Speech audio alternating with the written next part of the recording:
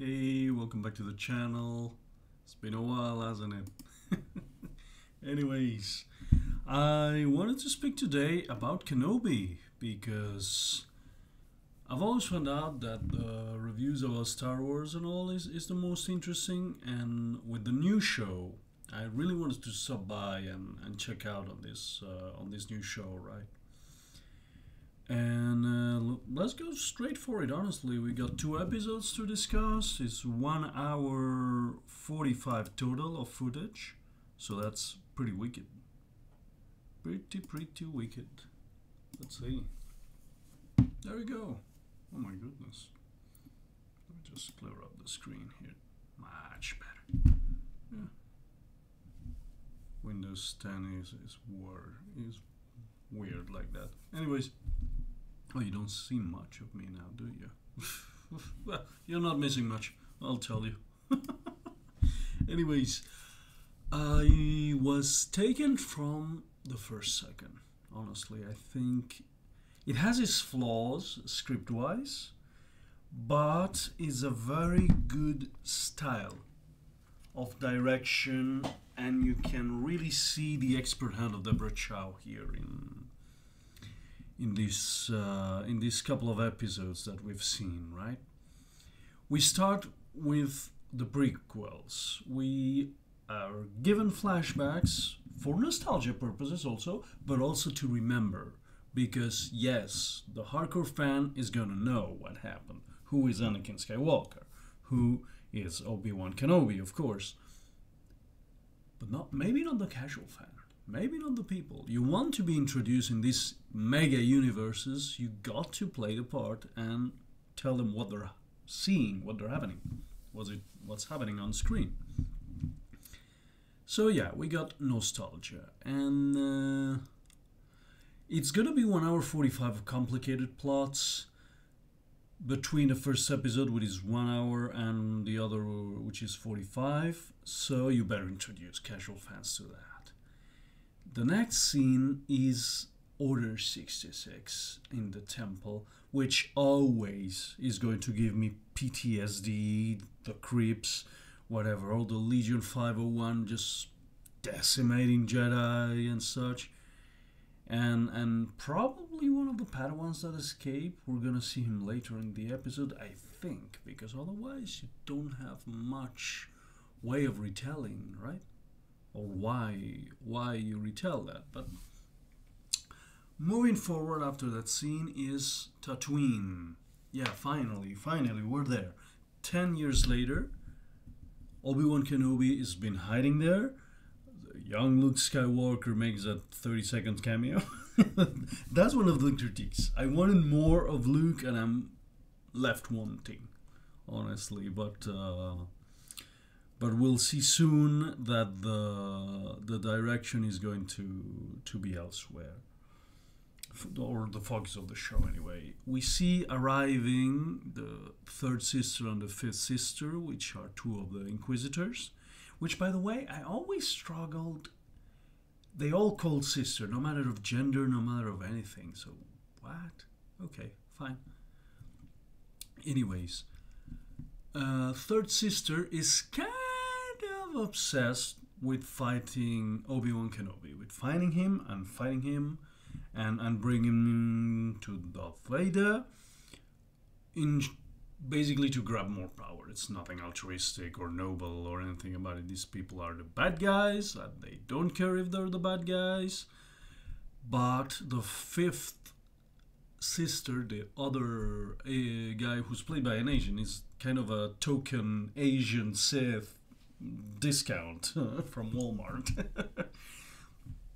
The fifth sister shows more restraint, which is not the case in Rebels. If you ever watched that show, he was the reckless one, he was the blunt one, and third sister is a new character. Basically, it existed in the lore, but we never knew who that was until now, and now we have it. And the Inquisitor, the Grand Inquisitor, is kind of underwhelming to me. I mean, Okay, the Bose headphones that they used to make the earpieces of the guy, I don't have an image for that, but the earpieces are kind of cool.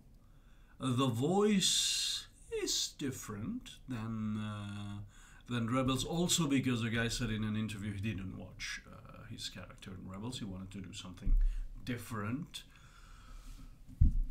Well, it's a character that is some years before we actually saw him in Rebels, so you kind of have that license to do that? Maybe. It's a big maybe. If it goes strictly against canon of what's established for later, no you don't. But if you do something new that is not exactly incompatible, like Celebrity Deathmatch, I'll allow it. Because in the end it's just creative differences. It's not incompatibilities. So we'll see how that fares. Anyways, I was mentioning on the plot right now. So Kenobi is just living his average life in Tatooine. He's just cleaning out a great dragon, I think, or something for meat and something. So he lives an average life. Nobody suspects him of anything, and the Inquisitors are not looking for him explicitly, on this planet, which would also be a risk for Luke, right? So they're searching for this runaway Jedi that we probably saw in the Order 66 scene. Eventually, they flush him out. He escapes for some reason, and these guys have been hunting. That part is not really well explained, and I don't love when there are, loose ends on a script. But eventually they get up.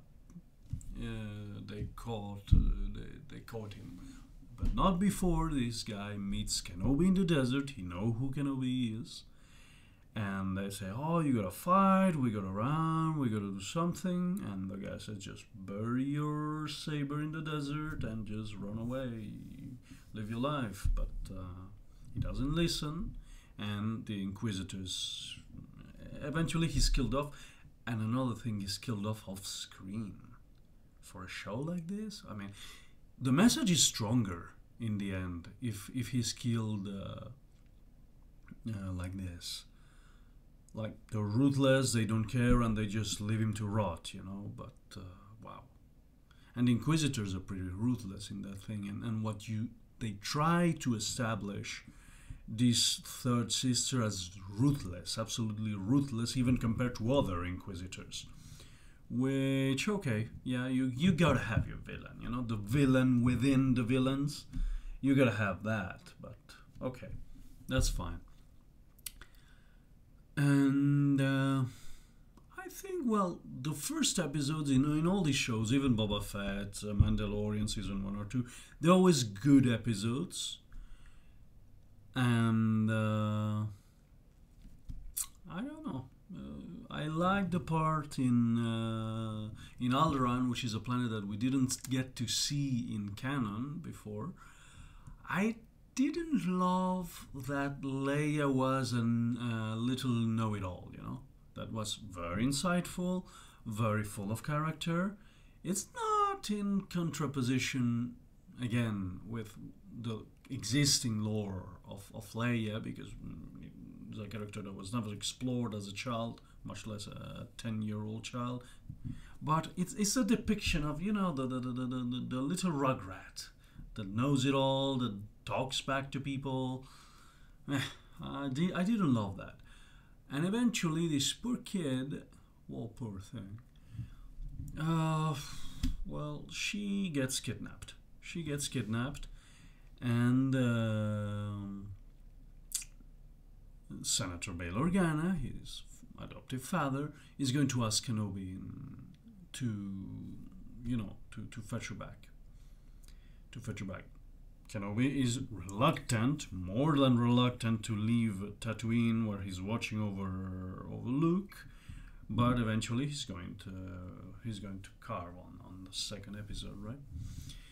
Anyway, just before commenting the plot of episode 2, I'd say that we have an improved direction from Boba Fett. The style is different. I think Deborah Chow's is really doing something good. Ewan McGregor as an executive producer here is a novelty, so I'm really curious of what they're going to do with that. Visually, the show is much darker, much, I think, better compared to Boba Fett and even at some points Mandalorian, because the scene in Order 66 at the beginning really is like it's possibly taken from the prequels completely. It could have been shot during the prequels while shooting, and we would be none the wiser at some point, because it's the same camera style that was used in those movies, and you see the difference later when they're on Tatooine or under Alderaan. So I really welcome that change, honestly. Let's see what other image I got here, not to bore you. This is Obi-Wan in the desert, which is with his mount and everything. Anyways, we have kidnappers. At the beginning, we don't know who they are, but eventually, at the beginning of the second episode and such, we're going to realize that, maybe it's the ending of the first. I don't, because it was pretty long. It was a bit longer than the second. And we're going to see how the third sister is pulling the strings here. She wants to flush out Kenobi, and she knows that Bail Organa and him were kind of chums during the Clone Wars. So because she knows that, she acts on that, and she flush them out. She's not exactly loyal to the rest of the Inquisitors, because the Grand Inquisitor explicitly says to the girl, "I don't want you pursuing that. I want you to be focused on what I tell you to do." But she wouldn't have it. So we see this villain within the villain rise up, right? So the kid is kidnapped, and they take it to this big city planet, reminding of Coruscant, which is called Dayu. And on Dayu, the rule is corruption for everything. I mean, it's a planet where people come to just get lost. I think it's a new planet. It wasn't established in the canon before, maybe. I'm not the ultimate expert, but we see, Kenobi talking to a clone beggar. So now we know what they did to him. They didn't kill him off. They just set them in the street and screw you guys, right? Very Empire-like, on the other hand. So Kenobi is looking for this kid, for Leia, and he meets a supposed Jedi, which you can predictably say that he's a cheater, that he's not really a Force user, he's just cheating people out of the money. But we'll see by the end of the episode that he's not so bad, that he truly is helping people off planet. And okay, that's not too bad, but in the end, in all underworld settings, he's a bit of a scumbag, and that's it. There's the better scumbags, the worse scumbags. The guys that kidnapped Leia, proper scumbags, but this guy, kind of okay. And there's a couple of scenes here that is going to be first Breaking Bad meets Star Wars at the Spice Lab and everything. I don't know if it was very justified, but it's okay. It's a kind of a wink, of a cinematic wink. It doesn't matter much, but you expect a Spice Lab to be present in this kind of place. And we switch from that to John Wick meets Star Wars, because let me switch image here. Oh, he's fighting. He's in the streets here in Dayu. As you can see by the still of the image, it's completely different in tone of the luminosity of Tatooine. This is a dark place, this is a urban place, it's all neons and on darkness. Okay. So yeah, it's kind of John Wick meets Star Wars because he doesn't want to use his lightsaber. He doesn't want to reveal himself as a Jedi, not even to Leia up until the very end. He's very reluctant to use his powers in the Force. He knows he's going to be detected if he continues using them, right? So basically, yeah, he rescues Leia, they run away, the third sisters come to the lab, but it's already too late. They're on the run. The John Wick moment also is when his Obi-Wan's image is just cast to all the bounty hunters in the planet, which is shot by shot what happened with John Wick in, I think it was the last movie or something like that. Well, when he's really hunted by the assassins, but the same here, only with bounty hunters and Jedis. It's okay. It's you're taking that very, very shot by shot, Deborah, and it's kind of fun, pertinent, possibly, but I know for a fact that some fans won't like that, but they would have rather had something more original. But okay, it's fun to watch in the end, but don't mistake that for deep acceptance of that. Anyways, the bounty hunters try to shoot him down. He shoots like a stormtrooper. Obviously, he's not at ease using guns. So in the end, this Haja character, fake Jedi, helps him out and tells him, and for no reason. We never see the reasoning between the I'm gonna hunt this guy down and oh okay, I'm gonna help him. So we're taking a bit too many shortcuts in this thing, and that I don't love. I don't love about this direction. It feels kind of rush, trying to squeeze a plot in 45 minutes. What I don't want is more 35 or 30 minutes episodes, because then the runtime is going to be ruined and you're still trying to squeeze a lot of plot in all that time. And that might really be the downfall, like it was in Boba Fett's, basically. In Boba Fett's episode, everything was squeezed, nothing was substantial, and this, for the moment, is better. I have to say, for the moment, that's better. Okay. What happens? So they're almost off planet. Leia and Obi-Wan have reached a ship, and the third sister flashes him out. She appears, she taunts him, and what happens?